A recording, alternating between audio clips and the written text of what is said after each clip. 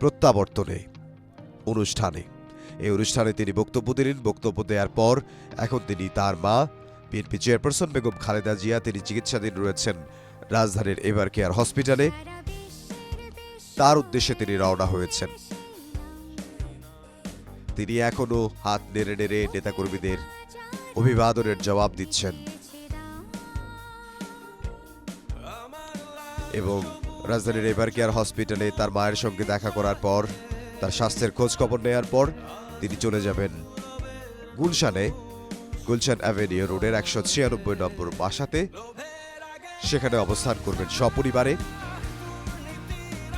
এর আগে যুক্তরাজ্যের লন্ডনের হিথ্রো বিমানবন্দর থেকে তিনি গতকাল রাত 12টার কিছু পরে বাংলাদেশ সময় তিনি বাংলাদেশের উদ্দেশ্যে রওনা হন এবং বাংলাদেশের 9:55-র দিকে তিনি বাংলাদেশের ওসমানী আন্তর্জাতিক বিমানবন্দরে এসে পৌঁছান এবং সেখানে যাত্রা বিরতির পর বিবিসি 202 ফ্লাইটে তিনি চলে আসেন ঢাকার হযরত শাহজালাল আন্তর্জাতিক বিমানবন্দরে। সেখানে তাকে অভ্যর্থনা জানান দলের স্থায়ী কমিটির সদস্য যারা রয়েছেন, বিএনপি মহাসচিব সহ দলের নীতি নির্ধারণী ফোরামের যে নেতৃবৃন্দ আছেন তাদের সঙ্গে তারা তাকে অভ্যর্থনা জানান এবং তাকে স্বাগত জানান। দীর্ঘ প্রতীক্ষার অবসান হলো। 17 বছরেরও বেশি সময় পরে তিনি বাংলাদেশের মাটিতে পা রাখলেন এবং তারপরে তিনি আসলেন সরাসরি একেবারে মানুষের কাছে, তৃণমূল মানুষের কাছে, মেহনতি মানুষের কাছে। তিনি মেহনতি মানুষের কাছে এসে তিনি বক্তব্য দিলেন, তাদের সঙ্গে কথা বললেন। তাদের সঙ্গে কথা বলে তিনি এখন তার মাকে দেখার জন্য রাজধানীর এভার কেয়ার হসপিটালের দিকে তার গাড়ি বহর নিয়ে যাচ্ছেন। কিন্তু নেতাকর্মীদের যে ভিড়, সেই ভিড় সামাল দেয়া খুবই মুশকিল। এখনও রাস্তার দুপাশে হাজার হাজার নেতাকর্মী অবস্থান করছেন একবারের জন্য বিএনপির ভারপ্রাপ্ত চেয়ারম্যান জনাব তারেক রহমানকে দেখার জন্য।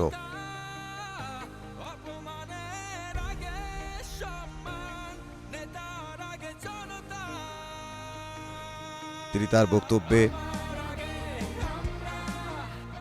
শুরুতেই বললেন প্রিয় বাংলাদেশ দিয়ে তিনি শুরু করলেন তার বক্তব্য এবং তিনি তার বক্তব্যে 71-এ দেশের মানুষ যেমন স্বাধীনতা অর্জন করেছিল, 2024 সালে তেমন সর্বস্তরের মানুষ সবাই মিলে এদেশের স্বাধীনতা ও সার্বভৌমত্বকে রক্ষা করেছিল। আজ বাংলাদেশের মানুষ কথা বলার অধিকার ফিরে পেতে চায়, তারা তাদের গণতন্ত্রের অধিকার ফিরে পেতে চায় এবং এই গণতন্ত্রের পথে যাত্রা, গণতন্ত্রে ফিরে যাওয়ার যে ধারা, সেটির জন্য একমাত্র উপায় হচ্ছে নির্বাচন। যে নির্বাচন অনুষ্ঠিত হওয়ার কথা রয়েছে আগামী বছরের 12ই ফেব্রুয়ারি। তারেক রহমান তিনি তার বক্তব্যে বলেন, আমাদের সময় এসেছে সকলে মিলে দেশ গড়ার। এদেশে পাহাড়ের সমতলের মুসলমান, হিন্দু, বৌদ্ধ, খ্রিস্টান সবাই আছে। আমরা নিরাপদ বাংলাদেশ গড়ে তুলতে চাই, যে বাংলাদেশে একজন নারী, পুরুষ, শিশু যেই হোক না কেন নিরাপদে ঘর থেকে বের হলে যেন নিরাপদে ফিরতে পারেন। তিনি তার এই সংক্ষিপ্ত বক্তব্যে শহীদ ওসমান হাদিকে স্মরণ করে বলেন, ওসমান হাদি চেয়েছিলেন এদেশের মানুষ অর্থনৈতিক অধিকার ফিরে পাক। 71-এ যারা শহীদ হয়েছেন, 24-এ যারা শহীদ হয়েছেন, তাদের রক্তের ঋণ শোধ করতে হলে প্রত্যাশিত বাংলাদেশ গড়ে তুলতে হবে।